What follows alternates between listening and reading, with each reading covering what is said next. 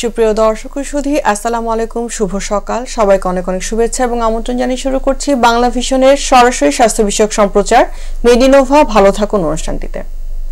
দর্শক, মানবদেহের দুটি খুব গুরুত্বপূর্ণ অঙ্গ যা শুধুমাত্র যে আমাদের কার্যকরী ভূমিকায় রাখে দেহে তা না, সৌন্দর্য বৃদ্ধিতেও কিন্তু অনেকাংশে ভূমিকা রাখে। আমরা যদি এখনকার প্রেক্ষাপটে চিন্তা করি, মানুষ কিন্তু শুধুমাত্র তাদের বুদ্ধিদীপ্তিতা নিয়ে এগিয়ে যাচ্ছে না, তারা কিন্তু সার্বিকভাবে সবভাবেই এগিয়ে যাওয়ার চেষ্টা করছে। তো এই জায়গা থেকে যদি বলতে চাই যে চোখ এবং দাঁত খুবই গুরুত্বপূর্ণ দুটি অঙ্গ। আপনারা যারা হয়তো আজকের প্রোগ্রামটি দেখবেন তারা বুঝতে পারবেন যে যাদের এই জিনিসগুলোতে সমস্যা থাকে তারা কিন্তু অনেক সাফারিংস এর মধ্যে দিয়ে যায়। তো আজকে আমরা চেষ্টা করব যে দাঁতের নানা সমস্যাগুলো এবং মেইন যে সমস্যাগুলো রিসেন্ট ডেজে হচ্ছে সেগুলোতে আমরা কি কি সমাধান আনতে পারি এবং সেই সাথে চোখের নানা ধরনের সমস্যাগুলো কিভাবে সমাধান করা যেতে পারে সেই বিষয়গুলো নিয়ে আজকে আমরা তুলে ধরবো আমাদের আজকের প্রোগ্রামে। আমাদের সাথে আজকে শ্রুতি উপস্থিত আছেন ডাক্তার মোহাম্মদ আসাফুজ্জোহা রাজ, মহাসচিব Bangladesh federation of dental science, এবং সেই সাথে আছেন অধ্যাপক ডাক্তার মোহাম্মদ ফরহাদ হোসেন, বিভাগীয় প্রধান চক্ষু বিভাগ, ইউনিভার্সাল মেডিকেল কলেজ হাসপাতাল, প্রাক্তন অধ্যাপক জাতীয় চক্ষু বিজ্ঞান ইনস্টিটিউট। দর্শক, আমাদের চোখ এবং দাঁতের সমস্যাজনিত যে কোনো সমস্যার জন্য আপনারা আজকে সরাসরি ফোন করে আমাদের বিশেষজ্ঞ ডাক্তারদের সাথে কথা বলতে পারেন স্ক্রলে দেখানো নাম্বারে, এবং সেই সাথে ফেসবুক থেকে প্রোগ্রামটি সরাসরি উপভোগ করতে লগ ইন করতে পারেন www.facebook.com/banglavision এই লিঙ্কটিতে। চলুন দর্শক, আজকে আলোচনা শুরু করা যায়। আমি শুরুতেই স্যারদেরকে অনেক ধন্যবাদ জানাচ্ছি আমাদের সাথে আজকে শ্রুতি এসে জয়েন করার জন্য। ধন্যবাদ। স্যারকে দিয়ে একটু শুরু করতে চাচ্ছি, রাজ স্যারকে দিয়ে শুরু করতে চাচ্ছি। স্যারের সাথে সবসময় অনেক ধরনের বিষয়গুলো নিয়ে আমরা তুলে ধরি, আজকেও তার ব্যতিক্রম হবে না। তবে একটা কিছু বিষয় খুব গুরুত্বপূর্ণ থাকে, সেটা আমরা পরের দিকে আলোচনা করব, যে যাদের দাঁত ফেলে দিতে হচ্ছে বা ফেলে দেয় বা তুলে ফেলতে হচ্ছে কোনো কারণে, সেক্ষেত্রে ইমপ্ল্যান্টটা কি করতে হবেই কিনা, আর করতে গেলে আসলে আমরা মানে মোটামুটি খরচে করতে পারি কিনা, বা এটা ছাড়া বিকল্প পদ্ধতি আছে কিনা, সেটা আমরা একটু পরের অংশ জানবো। তার আগে দাঁতের কমন যে সমস্যাগুলো সেগুলো যদি একটু আমাদের সাথে শেয়ার করেন, যে সবচেয়ে বেশি কি সমস্যা নিয়ে এখন আসছে আপনার কাছে রোগীরা? আসলে একটা সমস্যা তো আছে, সবসময় আসে, যেটা আমরা সবাই জানি, ফ্যামিলির অনেকেই এটা দিয়ে সাফার করছে, যেমন দাঁতে গর্ত বা দাঁতে ক্যারিজ বলি আমরা, যেটা এটি খুব কমন। মাড়ি দিয়ে রক্ত পড়া, মাড়ি ফুলে যাওয়া, এটা কমন। দাঁতে একটু শিরশির করছে ঠান্ডা পানি খেলে, আইসক্রিম খেলে, এগুলো নিয়ে আসতে পারে। মুখে বিভিন্ন ক্ষত, ব্যথা করছে বা করছে না, স্বল্প মেয়াদি দীর্ঘমেয়াদী নানা ধরনের ক্ষত মুখের মধ্যে হতে পারে, এই ক্ষত নিয়ে রোগীরাও আসে। দাঁত ভেঙে গেলে দেখা যায় অর্ধেক ভেঙে গেছে বা দেখতে খারাপ লাগছে, এই বিষয়টি। এলোমেলো দাঁত, ইদানিং খুব বেশি মানুষের কনসাস, যে আঁকা বাঁকা ফাঁকা উঁচু নিচু দাঁত, এগুলো ঠিক করার জন্যও রোগীরা আমাদের কাছে আসছে। এর পাশাপাশি মুখের মধ্যে নানা রোগ হয়, যেমন মুখ কারোর শুকিয়ে যায়, কারোর বেশি লালা আসে, কারোর মুখ হা করতে গেলে এখানে জয়েন্টের ব্যথা করে হা করতে পারে না, এর সংখ্যা কিন্তু ইদানিং বেশ বাড়ছে দেখি আমরা। এখান থেকে শুরু করে একদম ওরাল ক্যান্সার পর্যন্ত রোগীরাও কিন্তু আমাদের এই ডেন্টাল চিকিৎসার মধ্যেই অন্তর্ভুক্ত। আমরা স্যার একে একে একটু জানবো, শুরুতেই আসবো যে ক্যারিজের বিষয়গুলোতে। আমরা তার আগে একটু স্যারের কাছে আসছি, ফরহাদ স্যারের কাছে, যে স্যার যেহেতু ইউনিভার্সাল মেডিকেল কলেজ আসছেন, সেই সাথে প্র্যাকটিসও করছেন, তো এই জায়গাটা থেকে যদি একটু বলেন যে এই যে মৌসুমটা বর্ষা পরবর্তী বা বর্ষা মানে মাত্র আমরা বর্ষা কাটিয়ে উঠেছি, একটা স্ট্রাগলের মধ্যে দিয়ে আমরা গিয়েছিলাম, সেই সময় কিন্তু চোখের অনেক সমস্যা নিয়ে কিন্তু কমপ্লেন আসছিল। তো এই জায়গা থেকে যদি স্যার একটু বলেন যে কি ধরনের সমস্যাগুলো এই সিজনটাতে আমরা পাচ্ছি?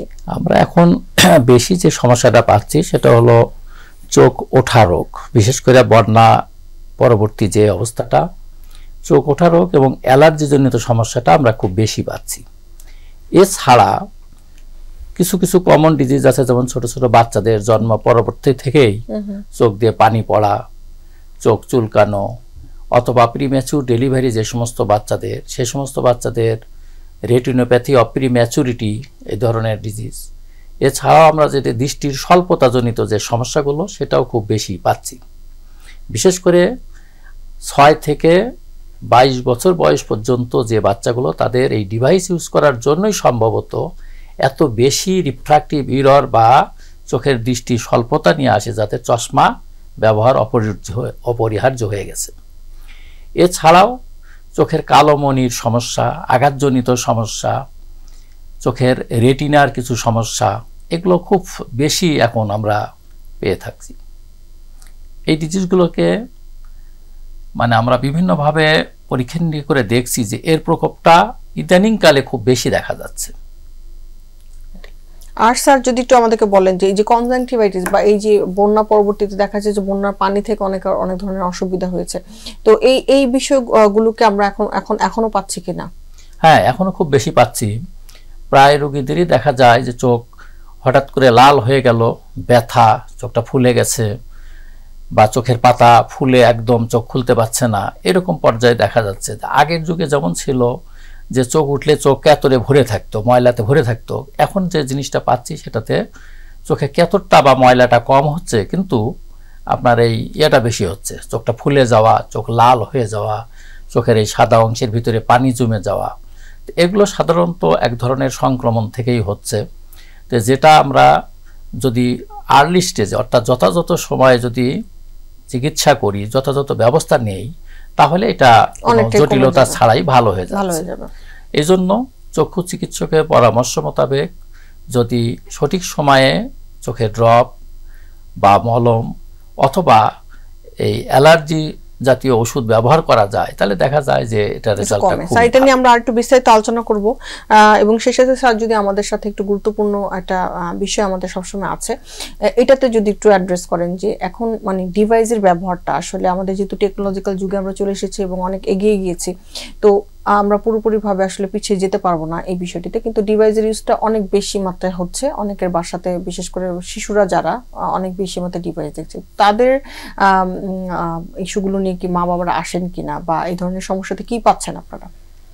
আসলে আমি পেডিয়াট্রিক অপথলমোলজিস্ট হিসাবে আমি যত রোগী শিশুদের দেখি, বিশেষ করে আমার কাছে খুব বেশি আসে শিশু রোগীরা। তো এই শিশু চক্ষু রোগীদেরকে আমি দেখি যে ম্যাক্সিমাম, এবং তাদের ইতিহাস নিয়ে দেখছি, বাবা মা বলেন যে একটু বলে দেন, হয়তো আগে এসে বাবা বলছেন যে বাচ্চাকে একটু টিভি বা মোবাইল একটু কম দেখতে বলেন বা না দেখতে বলেন, অত্যধিক দেখে। আমরা এইভাবে ইতিহাস নিয়ে দেখছি যে প্রত্যেকটা রোগী যার চশমা লাগে, ছোট ছোট ছেলে মেয়ে, এই 6 থেকে 22 বছর পর্যন্ত এর প্রকোপটা খুবই বেশি। মানে আসলেই যেন মনে হয় যে চশমা দিতেই হবে। তো বাবা মা বলে যে না না স্যার, চশমা ছাড়া দেখেন তো কোনো ব্যবস্থা হয় কি না। তো প্র্যাকটিক্যালি আসলে চশমা যার লাগবে তাকে চশমা পড়তেই হবে, বিশেষ করে মাইনাস পাওয়ার যেটা যাদের লাগে। এর একটা সুবিধা হলো যে চশমা পড়লে আবার পাওয়ারটা, মাইনাস পাওয়ার ঠিক হয়ে আসে, নর্মালে চলে আসে, কিন্তু তাকে ওই ডিভাইসটা ব্যবহার বন্ধ করতে হবে। আর যদি ব্যবহার বন্ধ একান্তই না করা যায়, তাহলে সেই ক্ষেত্রে ব্যবহার করবে, কিন্তু হয়তো আধা ঘন্টা বা 20 মিনিট করে একটু চোখটা ধুয়ে আসবে, অথবা একটু ব্লু কাট গ্লাস, এখন আমরা চশমা যেটা ব্যবহার করতে বলি, ব্লু কাট গ্লাসেও অনেক সময় এই রেডিয়েশনটা কম আসে। আমরা আরেকটু বিস্তারিত জানবো, এই জায়গাটিতে আবার আসবো। তার আগে একজন দর্শক আছে, আমরা ফোনটি নিচ্ছি। জি হ্যালো দর্শক, আপনার নাম বলে প্রশ্নটি করুন। আসসালামু আলাইকুম। ওয়ালাইকুম আসসালাম। আমি তানভীর বলছিলাম এলিফ্যান্ট রোড থেকে। জি আমরা শুনতে পাচ্ছি দর্শক, আপনার প্রশ্নটি করুন। আমার প্রশ্নটা হলো দাঁত বিষয়ে, যে দাঁত, বাচ্চারা যে দাঁত অনেক সময় দেখা যায় যে এলোমেলো থাকে আর উছালো থাকে, তো এগুলো কত বছর বয়সে ক্লিপিং করা যায়, ম্যাক্সিমাম বয়সটা কত, আর অথবা এর আগে করতে হয়, এরকম কোনো লিমিটেশন আছে কিনা? জি ধন্যবাদ আপনাকে। চোখের ব্যাপারে একটা কথা আছে যে ল্যাক্রিজের একটা ড্রপ আমি ব্যবহার করতেছি অনেক দিন যাবত, তো উনি আমাকে বলছিলেন, ডাক্তার সাহেব বলে দিয়েছিলেন যে আপনি কম্পিউটারে যখন কাজ করবেন তখন ড্রপটা দিয়ে নেবেন, তাহলে তো যেটা ভালো হবে। আমি কতদিন ব্যবহার করতে পারবো ম্যাক্সিমাম? ধন্যবাদ, আসসালামু আলাইকুম। আমি দাঁতের অ্যানসারটা ওনার ফার্স্টে নিচে, যে আমরা কথা বলছিলাম যে এলোমেলো দাঁত কখন কোন বয়সে আসলে ক্লিপিংটা পরে ফেলা উচিত। হ্যাঁ, আপনার প্রশ্নটা গুরুত্বপূর্ণ প্রশ্ন। তার আগে একটি কথা বলে দেই যে বাংলাদেশে এই এলোমেলো দাঁতের যে চিকিৎসা ব্যবস্থা এখন, এটা খুব সফল চিকিৎসা। যে কোনো বয়সেই কিন্তু যদি কেউ চায় তার দাঁতকে সুন্দর করতে, এটা চিকিৎসার আওতায় সুন্দর করা সম্ভব। তবে আপনি যে গুরুত্বপূর্ণ কোশ্চেনটি করেছেন, কখন থেকে চিকিৎসা শুরু করলে ভালো, আসলে দেখেন বাচ্চাদের যেই দুধ দাঁতগুলি রয়ে যায় সেগুলো কিন্তু দেখা যায় 10 থেকে 11 বছরের মধ্যেই সব পড়ে যে কোনো স্থায়ী দাঁত রিপ্লেস হয়ে চলে আসে। তো স্থায়ী দাঁত আসার পরে এই চিকিৎসাটা করতে পারলে ভালো হয়, যত তাড়াতাড়ি সম্ভব। সেক্ষেত্রে আমরা বলে থাকি যে 12 থেকে 13 বছরের মধ্যেই ডাক্তারদের কাছে নিয়ে যাওয়া উচিত। ডাক্তার সেই রোগীর দাঁতের অবস্থান কতটুকু এলোমেলো হয়ে আছে সেটার উপর নির্ভর করে আপনাকে বলে দেবেন যে কখন থেকে চিকিৎসাটি শুরু করা উচিত। তবে যদি মনে করেন যে বাচ্চাদের দাঁত এলোমেলো, 13 বছরের মধ্যে চিকিৎসকের পরামর্শটা নেওয়াটা জরুরি। চোখের একটি প্রশ্ন ছিল স্যারের কাছে। জি হ্যাঁ, আপনি বলছেন যে ল্যাক্রিজেল ব্যবহার করে আপনি কম্পিউটার ইউজ করেন এবং কতদিন ব্যবহার করা যাবে। অ্যাকচুয়ালি ল্যাক্রিজেলটা হলো একটা আর্টিফিশিয়াল টিয়ার, তো এই আর্টিফিশিয়াল টিয়ারটা অ্যাকচুয়ালি এটা তো কেমিক্যালস দিয়ে তৈরি করা হয়, তাই না? তো এটা ইউজ করা হয় ড্রাই আই যদি হয়, অথবা ড্রাই আই যাতে না হয় তার প্রিভেন্টিভ মেজার হিসেবে। তো প্রিভেন্টিভ মেজার হিসাবে কোনো মেডিসিন দীর্ঘদিন ইউজ করা, অ্যাকচুয়ালি আমি একজন বিশেষজ্ঞ এবং সিনিয়র বিশেষজ্ঞ ডাক্তার হিসাবে বলবো যে আসলে যেহেতু কোনো মেডিসিন তৈরি করার আগে এটা একটা আর্টিফিশিয়াল, এর ভিতরে তো কোনো কেমিক্যালস দেওয়া থাকে, সুতরাং কেমিক্যালসটা দীর্ঘদিন ব্যবহার না করাই ভালো। তবে কম্পিউটার ইউজ করার আগে যদি দেখেন আপনি চোখ লাল হয়ে যায়, খসখস করে, অথবা আপনি ঝাপসা লাগে, সেই ক্ষেত্রে হয়তো আপনি ব্যবহার করতে পারেন। তবে রেগুলার ইউজ যে কোনো মেডিসিন না করাটাই উত্তম। তবে করলে, যেহেতু আমরা এ যাবৎ দেখে আসছি, খুব বেশি একটা সমস্যা হয় না। তবে কেমিক্যালসকে যতটুকু পারেন অ্যাভয়েড করাই ভালো। দর্শক অনেক ধন্যবাদ আমাদের প্রশ্নটি করার জন্য। আমি এই জায়গা থেকে একটু রাজ স্যারের কাছে আবার আসতে চাচ্ছিলাম যে আমরা শুরুতে বলছিলাম ক্যারিজের বিষয়টিতে, তো এইটাকে আমরা প্রিভেন্ট কিভাবে করতে পারি, বা হলে পরে কি আসলে সবসময় রেগুলার বেসিসে ডাক্তারের কাছে যেতে হবে কিনা? কারণ দেখা যায় যে দাঁতের ডক্টরের কাছে একবার গেলে বারবারই তাকে যেতে হচ্ছে। তো সেই জায়গা থেকে আমরা আসলে কিভাবে এটাকে মেজার নিতে পারি বা কি করতে পারি আমরা? এখন দেখেন, শরীরের তো অন্যান্য জায়গায় কিন্তু আমরা খাবার খাচ্ছি না, খাই মুখ দিয়েই।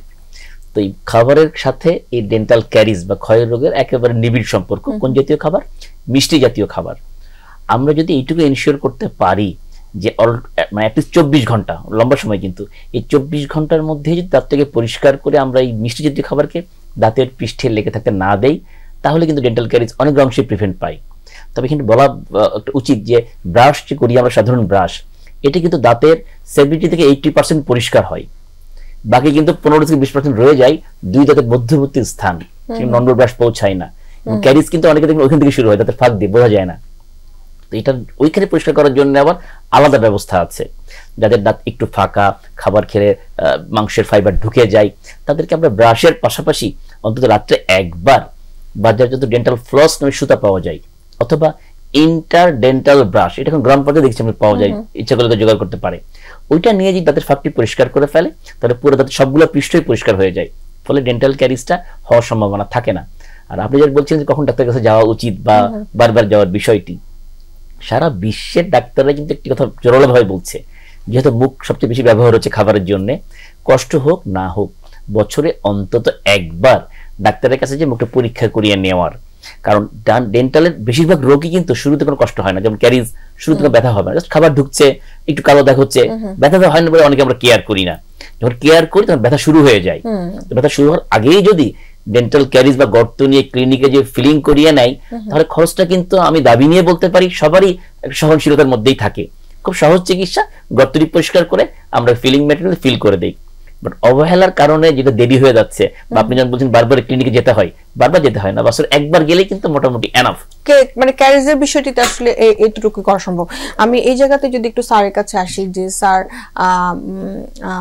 আমরা কথা বলছিলাম কিছু ডিভাইস নিয়ে, আজকে এই বিষয়টি নিয়ে আসলে বারবার এমফাসাইজ করছি, কারণ দেখা যায় অনেক বেশি কনসার্ন রেজ হয়ে গেছে এবং অনেক বেশি বাচ্চারা এতটা বেশি অ্যাডিক্টেড ডিভাইসের প্রতি।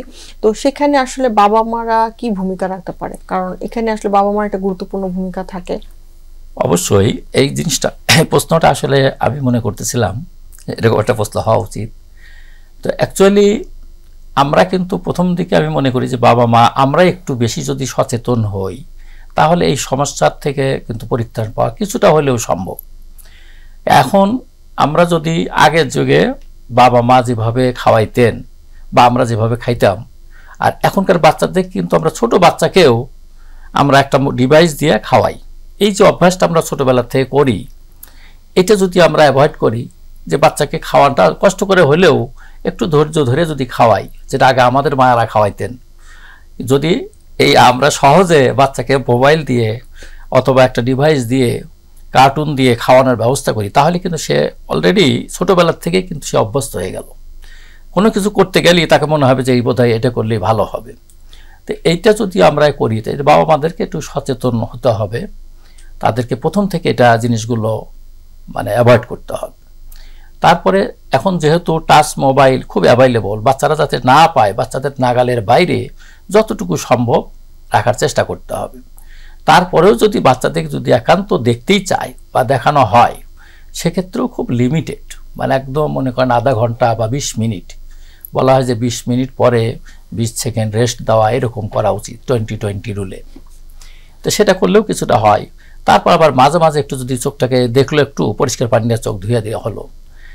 আর একটা জিনিস যেটা খুব অ্যালার্মিং, বিশেষ করে এই 12 থেকে 25 বছর বয়স পর্যন্ত, এরা করে কি রাত্রের বেলায় আলাদা হয়তো একটা ঘরে থাকে, এই সারা রাত ধরে দেখা ঘুম বাদ দিয়ে শুধু টিভি ওই আপনার মোবাইল স্ক্রিন দেখে বা ট্যাব দেখে।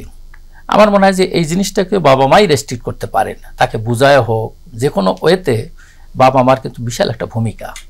এটা যদি করা হয় তাহলে আমার মনে হয় যে এই যে রেডিয়েশনের প্রভাবে যে ম্যাচিউর সেলগুলো ড্যামেজ হয়, এই জিনিসটা অন্তত হবে না, এবং চোখের দৃষ্টি শক্তিরও ক্ষতি হবে না, এবং চোখে যে কর্নিয়াটা ড্রাই হয়ে যাওয়ার সম্ভাবনা, ড্রাই হওয়ার যে প্রতিক্রিয়া আছে সেই কারণে যে চোখের ক্ষতি হবে, তো সেটাও হবে না। সুতরাং বাবা মার ভূমিকা অত্যন্ত গুরুত্বপূর্ণ। অনেক ধন্যবাদ স্যার। রাজ স্যারের কাছে আবার আসবো। স্যার, বলছিলাম যে আমরা একটা প্রশ্ন আসছিল যে আঁকা বাঁকা দাঁতের বিষয়টিতে, অনেকে এখন কিন্তু দাঁতের বিষয়টিতে শুধুমাত্র যে প্যাথোলজিক্যাল বা মানে ডিজিজ হচ্ছে সেই জন্য কনসার্ন তা না, বাট দাঁতের দেখতেও যাতে ভালো লাগে, বা হাসি একটা সুন্দর বিষয় মানুষের জন্য, তো হাসলে যাতে সুন্দর লাগে বা ভালো লাগে। অনেক দেখা যায় আঁকা বাঁকা দাঁত, এগুলো ঠিক করার জন্য আসলে আমরা কি কি পদ্ধতি এখন অবলম্বন করে থাকি, বা এই পদ্ধতিগুলো অবলম্বন করলে দাঁত কতদিনে ঠিক হয়, এটা যদি একটু আমাদের সাথে শেয়ার করেন। দেখেন, একটু আগের কথা ধরেন প্রায় 20-25 বছর আগে কিন্তু আমাদের বাংলাদেশে এই সমস্যাগুলির ভালো চিকিৎসা ছিল না। আমরা এক ধরনের রিমুভেবল অ্যাপ্লায়েন্স বলতাম, যে একটা প্লেট লাগানো সাথে লম্বা তার লাগিয়ে এটাকে আমরা চেষ্টা করতাম, বাট সব ক্ষেত্রে এটা সাকসেস হতো না। পরবর্তীতে যখন বহির্বিশ্বে উন্নত বিশ্বে ব্রেসেস নামে একটি খুব আধুনিক সফল চিকিৎসার উদ্ভাবিত হলো, বাংলাদেশে কিন্তু এখন এটা সফলভাবে হচ্ছে, লম্বা টাইম ধরেই হচ্ছে। এটি আসলে যে কোনো এলোমেলো দাঁতকেই কিন্তু এই ব্রেসেস চিকিৎসার মাধ্যমে সুন্দর বা সুসজ্জিত করা সম্ভব। এখন এটার যে একটু সমস্যা আছে, যেমন এটা পড়া থাকলে ব্রাশ করতে একটু অসুবিধা হয়, দেখতে একটু অড লাগে, সামনের মধ্যে স্ক্রু টাইপের দেখা যায় হাসলে। এই বিষয়গুলির কারণে এখন এর চেয়ে আধুনিক একটা চিকিৎসা ব্যবস্থা রোগীরা খুঁজতো যে আছে কিনা। তো এই কিছুদিন হলো একটি নতুন ডিভাইস বা সারা বিশ্বে এখন আলোচিত হচ্ছে, অ্যালাইনার বলে, যেটা অ্যাক্রাইলিক ক্লিয়ার ডিভাইস, যেটা পেশেন্টের মুখে মাপ নিয়ে আমরা ওইটাকে বানিয়ে বিশেষ পদ্ধতিতে বানিয়ে ডিজাইন করে বানাতে হয়। ওটা পরিয়ে দিলে সার্টেন পিরিয়ড পর দাঁতটা আবার আগের মতো সুন্দর অবস্থায় ফিরে আসে।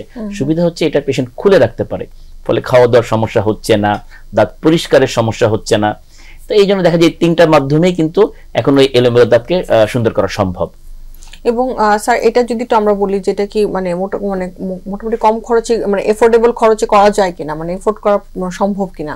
আসলে এই যে জিনিসগুলি তৈরি করার যে র ম্যাটেরিয়াল, তার প্রত্যেকটা পার্ট, মানে একদম সিম্পল একটা পার্টও কিন্তু উন্নত দেশ থেকে ইম্পোর্ট করতে হয়, কারণ ম্যাটেরিয়াল ভালো না হলে এই এলোমেলো দাঁতকে আসলে সহজে কাজ করতে চায় না। ফলে ওটা দেশে আনতে একটা খরচ আছে, আবার ডাক্তার যে ওটাকে আবার লাগানোর জন্য কিছু ডিভাইস লাগে, সবকিছু মিলিয়ে কিন্তু এটা খরচটা খুব বেশি যে কম বিষয়টা এমন নয়।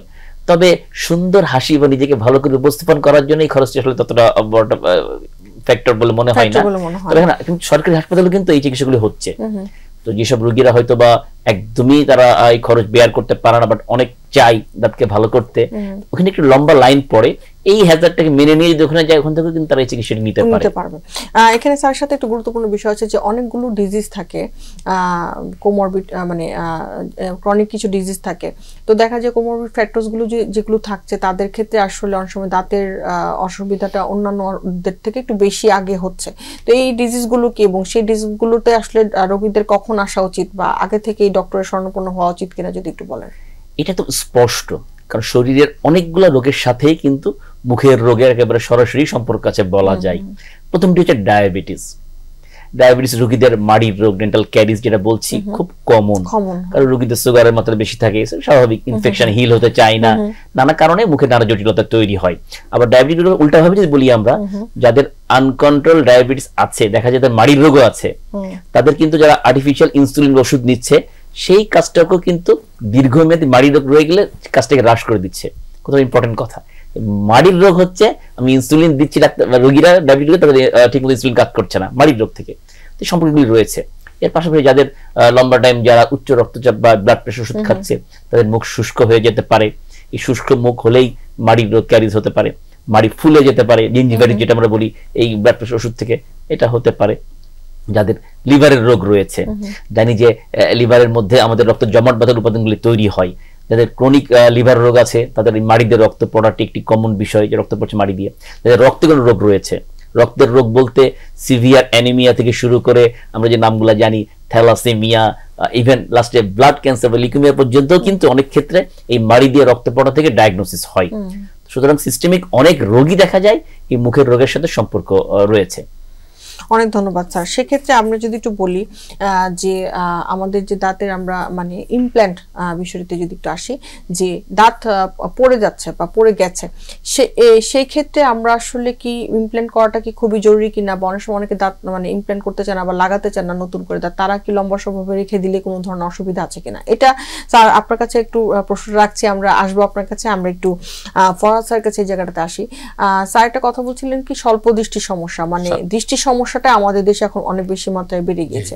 তো এটা কি এরকম যে বেড়ে গিয়েছে নাকি আমরা আসলে ডায়াগনোসিস বেশি করছি, বা ছোট বাচ্চাদের এই সমস্যাগুলো যে বেশি হচ্ছে সেক্ষেত্রে আমরা কি মানে কি মেজারমেন্ট নিতে পারছি? অ্যাকচুয়ালি হয়েছে কি যে এটা তো দুইটাই সঠিক কথা, যে একটা হলো যে ডায়াগনোসিসটা এখন আমাদের খুব ভালো হচ্ছে, বিশেষ করে একটু বাবা মা সচেতন হওয়ার কারণে বাচ্চার কিছু হলেই বা চোখে দেখে না, বা টিচাররাও এখন সচেতন, তারা সাথে সাথে এটাকে বলে যে ডাক্তারকে দেখান। আর ডাক্তার এখন অ্যাভেলেবল হওয়ার কারণে ডায়াগনোসিসটা সঠিক হচ্ছে এবং তাড়াতাড়ি হচ্ছে, এটা একটা কারণ। আর দ্বিতীয়ত হলো অ্যাকচুয়ালি এটা বেশি হচ্ছে।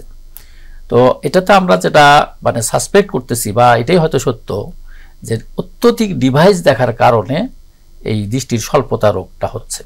এবং প্রায়ই দেখছি আমরা যে সমস্ত বাচ্চারা বেশি মোবাইল দেখেন তাদের ক্ষেত্রে এই মায়োপিয়া অর্থাৎ স্বল্প দিশে, কাছে ভালো দেখে, কাছে নিয়ে দেখে কিন্তু দূরে সে বেশি দেখে না, এই রোগটাই খুব বেশি দেখতে পাচ্ছি। তার কারণটা, এর ইফেক্টটা হলো আমরা ধারণা করছি যে এই ডিভাইস, মডার্ন ডিভাইসটাই এর অন্যতম একটা কারণ। আর তৃতীয়ত যেটা হয় যে আমাদের আগের যুগে যেমন বা আগের সময়ে যেটা হয়েছে, মাছ, আমরা টাটকা মাছ খাইতাম, অথবা সবুজ শাকসবজি, হলুদ ফলমূল খুব বেশি পাওয়া যেত, খাওয়া হতো। আর এখন যেগুলো পাওয়া যায় কেমিক্যালস দ্বারা, যেগুলো মার্কেটে পাওয়া যায়, আর এছাড়াও যেগুলো পাওয়া যায় সেটা তো কেমিক্যালস যুক্ত। পাশাপাশি বাচ্চারা কিন্তু এখন ছোট মাছ, তারপরে আপনার সবুজ শাকসবজি, হলুদ ফলমূল এগুলো কিন্তু বেশি খায় না, এরা শুধু কনফেকশনারির এই যে আর্টিফিশিয়াল খাবারগুলো এগুলোর উপরে বেশি তারা আসক্ত।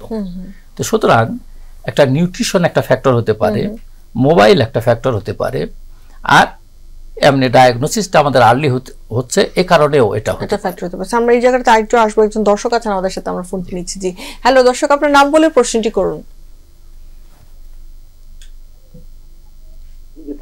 ওয়ালাইকুম আসসালাম।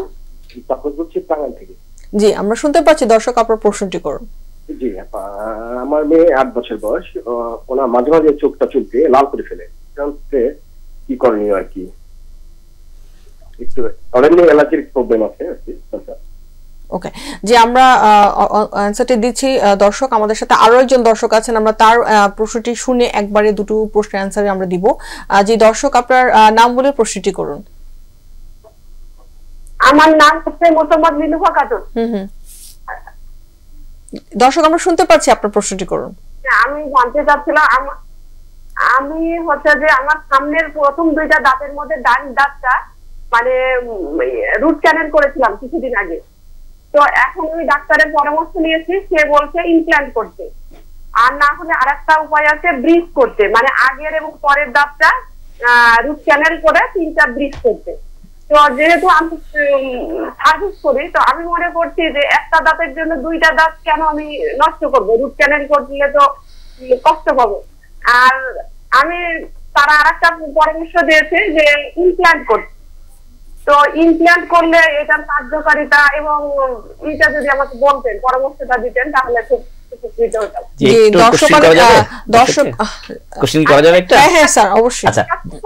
জি জি, আপনাকে জানতে চাই, আপনি আগে বললেন রুট ক্যানেল করা হয়েছে, তো রুট ক্যানেল করা হয়ে গেলে সেটাকে ফেলে দিচ্ছেন কেন? মানে রুট ক্যানেল ঠিকমতো হয় নাই?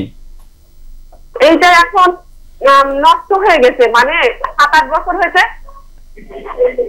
তো 7-8 বছর হয়েছে, এটা ফুটা হয়ে গেছে। এখন আমি যখন এক্সরে করছি, বলছে হয়ে গেছে, পুজ হয়ে গেছে, ইনফেকশন হয়ে গেছে।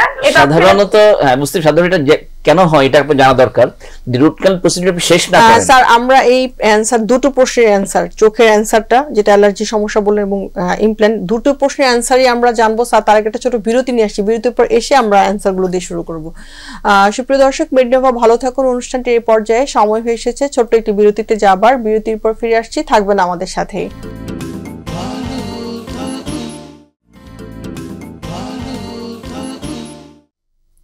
সুপ্রিয় দর্শক, বিরতি শেষে আবারও ফিরে এলাম মেডিনোভা ভালো থাকুন অনুষ্ঠানটিতে। আমাদের সাথে থাকার জন্য ধন্যবাদ। আজকে আমরা কথা বলছিলাম চোখ এবং দাঁতের নানা সমস্যা নিয়ে। আমাদের সাথে বিরতিতে যাবার আগে দুজন দর্শকের প্রশ্ন ছিল, আমি একে একে তাদের অ্যান্সারগুলো নেওয়ার চেষ্টা করছি। দাঁতের যে প্রশ্নটি ছিল ইমপ্ল্যান্ট বিষয়ক, যে উনি ইমপ্ল্যান্ট করতে পারবেন কিনা অথবা ব্রিজ করার সাজেশন দিয়েছিলেন, স্যার যদি একটু আমাদের সাথে শেয়ার করেন। দাঁত লাগানোর 3টা পদ্ধতি রয়েছে। একটা তো অনেক পুরোনো বলে দাদা দাদিরা ব্যবহার করতেন, খুলে রাখতে হয় আবার পরে রাখতে হয়। এটি অস্বস্তি বলে নিজের বলছিলেন ব্রিজ অথবা ইমপ্ল্যান্টের মধ্যে। ব্রিজও কিন্তু একটি ভালো চিকিৎসা। পাশের দুটো দাঁতকে রুট ক্যানাল করে কেটে করে নিতে চেয়ে হলেও দাঁতের কোনো ক্ষতি হয় না পরবর্তীতে, এমনভাবে করা হয়। তবে হ্যাঁ, অনেকেই চায় না দুটো দাঁতকে কেটে ফেলা অরিজিনাল, স্বাভাবিক আমাদের সাইকোলজিক্যালি হোক বা পুরো বিষয়টা কেমন যেন দুইটা ভালো দাঁতকে কেটে ফেলা। ইমপ্ল্যান্ট আরো আধুনিক চিকিৎসা, সেখানে পাশের দুটো কিছুই করতে হয় না, জাস্ট যেখানে দাঁতটি নাই ওর মধ্যে বিশেষ একটি টাইটেনিয়াম ধাতব স্ক্রু ভিতরে ঢুকিয়ে তার উপরে দাঁত লাগাতে হয়। তবে 3টা পদ্ধতি আসলে ডিপেন্ড করে রোগীদের পুরো শারীরিক কন্ডিশনের উপর, সে কিভাবে দাঁত পরিষ্কার করে রাখছে তার একটি হিস্ট্রির উপর, পাশাপাশি কিছু খরচ বা অর্থনৈতিক বিষয় তো রয়েছেই। এগুলোকে মিলেমিশে কিন্তু এই 3টা পদ্ধতি যে কোনো একটি দিয়ে দাঁতকে অবশ্যই লাগিয়ে নিতে হবে, দাঁত সাদা থাকা যাবে না। এখানে স্যার যদি একটু আমরা কথা বলি যে ইমপ্ল্যান্টের বিষয়টিতে, যদি আপনি যেটা বললেন রাখা যাবে না, সেক্ষেত্রে অনেকেই কিন্তু আর লাগাতে চায় না বা লাগাচ্ছে না, সেক্ষেত্রে পরবর্তীতে কি সমস্যাগুলো হতে পারে বা কি ধরনের ইস্যু হতে পারে? অনেকে মনে করে দাঁত তো 32টা, একটা দিকে চলে গেলে কি অসুবিধা হয়, বাট একমাত্র আক্কেল দাঁত মানে মাড়ির সবচেয়ে পিছনের এলোমেলো দাঁত যেটা হয় সেটি ছাড়া সবগুলি দাঁতই কিন্তু খুবই জরুরি। প্রতিটা দাঁতে আলাদা আলাদা ফাংশন রয়েছে। যেকোনো একটি চলে গেলেই তার অপোজিট দাঁতটি আছে সেটির সাইজ চেঞ্জ হয়ে যাবে, দাঁতগুলি অন্য দাঁতগুলি ফাঁকা হয়ে যাবে, খাবার ঢুকবে এবং দেখা যায় ওইখান থেকে অন্য দাঁতও ক্যারিজ হয় দাঁত ফেলে দিলে। এগুলো তো কমন কথা। চিবাতে অসুবিধা হয়, খাবার খেতে না পারলে অপুষ্টিতে ভুগবে, এগুলো তো সব কমন কথা। এর বাইরে একটি বিষয়টা আছে যেটা খুব জরুরি, দুইটি বিষয়। একটি হচ্ছে দেখতে খারাপ হয়ে যায় চেহারাটা, এখানে দাঁতটি নেই, হয় চোয়াল ভেঙে যায়, দাঁত ফাঁকা হয়ে যায়, দেখতে খারাপ লাগে। আর রিসেন্ট যেটা বলছে যাদের দাঁত নেই তাদের এই পর্যাপ্ত চর্বণের অভাবে মস্তিষ্কে প্রপার ব্লাড ফ্লো হয় না, ফলে ডিমেনশিয়া মানে কাজে অমনোযোগী, ভুলে যাওয়া, এই ধরনের জিনিসগুলো ডেভেলপ করে এই মুখে দাঁত না থাকলে। এটা কিন্তু রিসেন্ট একটি গবেষণা বলছে দাঁত অনেক বেশি ইম্পর্টেন্ট। আমরা স্যার আরো একটু আলোচনায় আসবো আবার দাঁত নিয়ে। আমরা রোগী ফোন করেছিলেন, তার বাচ্চা চোখ বারবার চুলকাচ্ছে এবং লাল হয়ে যাচ্ছে, সেক্ষেত্রে স্যার যদি একটু সাজেশন দিতেন। আসলে আমাদের বর্তমানে যে এই জিনিসটা খুবই বেশি, এটা একটা সাধারণ এবং একটা কমন রোগ অ্যালার্জি, এবং আমরা মনে করি বিশেষজ্ঞরা যে এটা সাধারণত বেশিরভাগ ক্ষেত্রে আমাদের দেশে হচ্ছে এখন খাবার কারণে। কারণ যে সমস্ত খাবারগুলো বাজারে অ্যাভাইলেবল, যেগুলো সচরাচর পাওয়া যায়, তো সেগুলোর মধ্যে আবার কেমিক্যালস আছে, এবং সেই খাবারগুলো আমরা খাওয়ার পরেই দেখা যায় যে অ্যালার্জির সমস্যাটা খুব বেশি। আর তাছাড়া আমাদের এখন গ্রীষ্মপ্রধান দেশ, এই ধুলিময় আবহাওয়া, যেগুলো ধুলাবালি আমরা বাইরে বাড়াইলেই সেখানে ধুলা, গ্যাস, এগুলো আসলে চোখের জন্য অত্যন্ত ক্ষতিকর। এবং এই সমস্ত কারণেই বিশেষ করে খাবার, যেমন কিছু কমন খাবার আছে, যেমন ইলিশ মাছ, চিংড়ি মাছ, বোয়াল মাছ, পুঁটি মাছ, পাঙ্গাস মাছ, গরুর মাংস, ব্রয়লারের মুরগির ডিম, ব্রয়লার মুরগির মাংস, বেগুন, ঢেঁড়স, পুঁই শাক, মিষ্টি কুমড়া, মসুরের ডাল, এগুলো খুব অ্যাভাইলেবল এবং এগুলোই আমরা সাধারণত প্রতিদিন খেয়ে থাকি। আর এটাই হচ্ছে অ্যালার্জির, মানে পরীক্ষা করে দেখা গেছে এর মধ্যে অ্যালার্জেন্সটা খুব বেশি। তো সুতরাং এই ভালো থাকার জন্য আমরা চিকিৎসকরা সাধারণত বলে থাকি যে এগুলো যদি বাদ দেওয়া যায়, এগুলো বাদে আল্লাহর দুনিয়ায় বহু খাবার আছে, এগুলো খান, দেখা যাবে যে আপনি প্রিভেন্টিভ মেজার হয়ে গেল। স্যার এই ধরনের খাবারগুলো তো আসলে আমাদের জন্য অনেক নিউট্রিশাস, তো সেক্ষেত্রে সবার জন্য তো আসলে বাদ দেওয়ার, সবার জন্য বাদ না, এটা যাদের সমস্যা আছে সেটা। এরপরেও দেখতে হবে যে এই জিনিসটা যেহেতু আপনি ডিটেক্টেড হলো যে এইগুলোই সাধারণত বেশি হয়, সুতরাং আপনি ওগুলো খেয়ে দেখেন যে এটাতে আপনার সমস্যা হয় কিনা। যেটা সমস্যা হবে সেটা আপনি অ্যাভয়েড করবেন। এটা একটা ওয়ে ভালো থাকার এবং ভালো হওয়ার।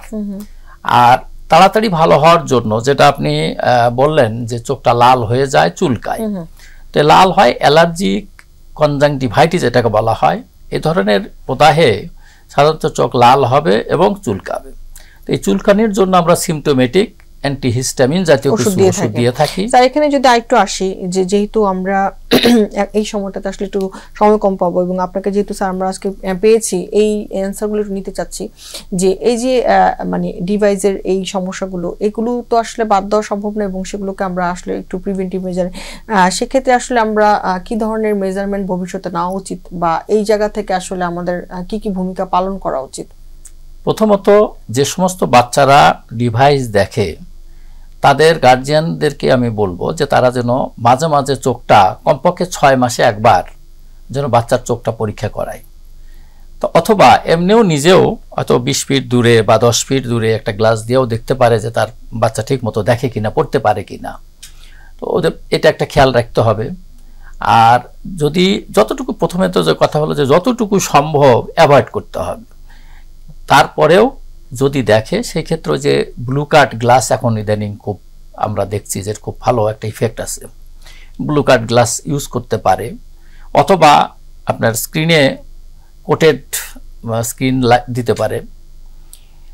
এই সমস্ত ডিভাইসটাই আসলে আর মাঝে মাঝে পরিষ্কার পানি দিয়ে চোখটা ধুইতে হবে।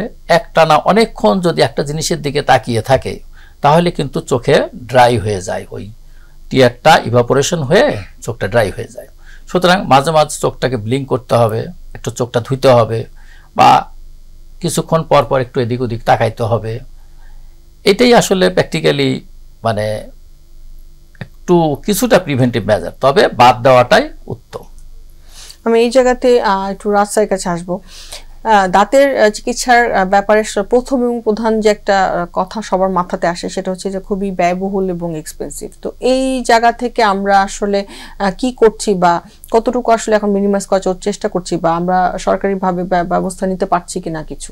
হ্যাঁ, সরকারি পর্যায়ে এখন দেখা যায় উপজেলাতেও হসপিটালগুলোর সাথে ডেন্টাল ইউনিট অ্যাড হয়েছে, যারা একদমই অসচ্ছল অর্থনৈতিক দিক দিয়ে তারা সেখানে চিকিৎসা নিতে পারে, ভালো চিকিৎসা হচ্ছে। তবে প্রিভেনশনটা জরুরি, যাতে দাঁতের রোগ না হয়, এই কমন রোগ ডেন্টাল ক্যারিজ মাইগ্রেন না হয়। তার জন্য জাস্ট মুখের ওরাল হাইজিনটা যদি নিয়ম মেনে করা যায় তাহলে মুখের সিংহভাগ রোগকে তারা প্রতিরোধ করতে পারে। আর দাঁতের চিকিৎসা ব্যয়বহুল হয়, বারবারই বলি আমাদের প্রতিরোধের যে বিষয়টিতে স্যার ক্লিননেসের বিষয়টা আসলে কি রকম হওয়া উচিত বা কখন কখন হওয়া উচিত? একই কথা সবসময় বলে থাকি, সকালে নাস্তার পর 2 মিনিট করে দাঁতের সকল পৃষ্ঠ পরিষ্কার করা, রাতের ঘুমাতে যাওয়ার আগে একবার ব্রাশ করা। আর চিনি জাতীয় খাবার শরীরের শত্রু, দাঁতের শত্রু, এটিকে কমিয়ে এর পরিবর্তে সারা বছর মৌসুমী তাজা সব ফলমূল শাকসবজি পাওয়া যায়, এগুলি খাবো। আর সবচেয়ে মেন কথা হচ্ছে খরচ কমাতে, কষ্ট হোক না হোক বছরে অন্তত একবার চিকিৎসকের পরামর্শ মতো নিয়ে রোগীর যে রোগটি হচ্ছে প্রথমেই শনাক্ত করা, যাতে খরচ অনেক কম থাকে। অনেক বেশি। আর এখন স্যার এটাই স্যার মানে প্রশ্ন থাকে যে অনেক সময় মানুষের একটা প্রশ্ন থাকে যে কেন দাঁতের চিকিৎসাতে খরচটা কেন এত বেশি, সেটা যদি স্যার একটু আমাদের বলেন যে কেন আমাদের মানে এই খরচটা এত ব্যয়, মানে ব্যয়টা এত বেশি হয় কেন? এর প্রধান কারণ হচ্ছে আমাদের অবহেলা। আমরা আসলে দাঁতের রোগ শুরুতে না যেয়ে সহ্য করতে করতে অথবা আশেপাশে ফার্মাসি থেকে না বুঝে ওষুধ কিনে সাময়িক কষ্ট লাঘব করে এমন সময় আমাদের কাছে আসে যে চাইলেও আমরা সহজ চিকিৎসা দিতে পারি না, ফলে এটি এমনিতেই ব্যয়বহুল হয়ে যায়।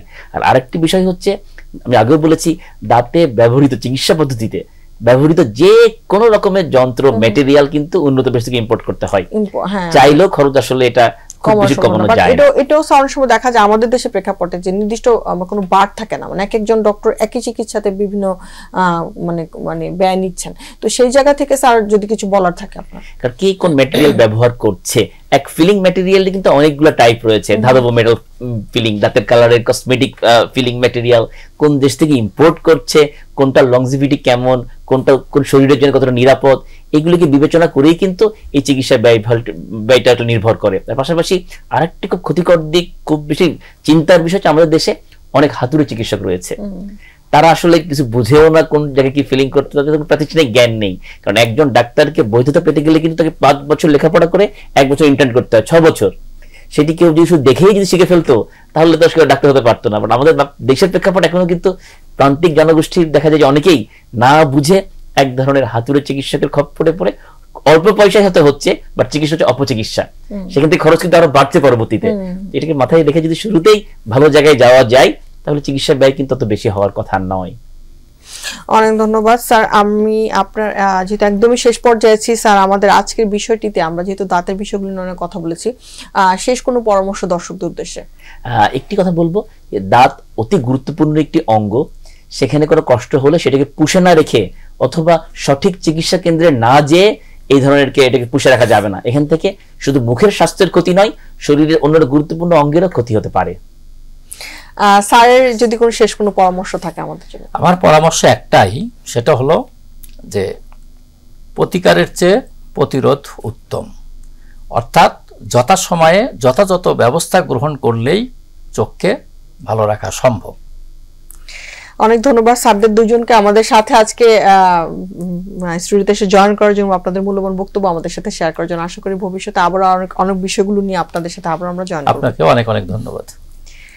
সুপ্রিয় দর্শক, মেডিনোভা ভালো থাকুন অনুষ্ঠানটিতে আজকে আমরা দাঁতের নানা বিষয় নিয়ে এবং সেই সাথে চোখের বিভিন্ন বিষয়, সেই সাথে বাচ্চাদের ডিভাইসের যে অ্যাডিকশনটা সেটা আসলে কিভাবে কমিয়ে আনা যায় বা এই ব্যাপারে আমরা কি করতে পারি সেই বিষয় নিয়ে অনেকগুলো আলোচনা করছি। যারা দর্শক ছিলেন আমাদের সাথে, আশা করি অনেক কিছু জানতে উপকৃত হয়েছেন। যারা দেখতে পারেনি তারা লিঙ্কে গিয়ে আবারও প্রোগ্রামটি উপভোগ করতে পারবেন। আবারও দেখা হবে আগামী পর্বে। ততদিন পর্যন্ত অপেক্ষায় থাকুন, সুস্থ থাকুন এবং অবশ্যই ভালো থাকুন।